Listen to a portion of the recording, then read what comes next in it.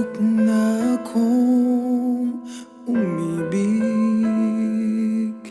at magbigay ng tunay na pagmamahal. Ngunit kami ay nagkalayo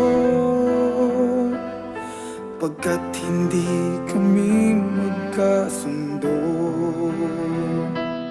Eto ka, bagong magmamahal. Nangangako na tayo ay magtatagal. Ano ba ang dapat kong gawin? Sana ay pagbigyan ang aking hiling.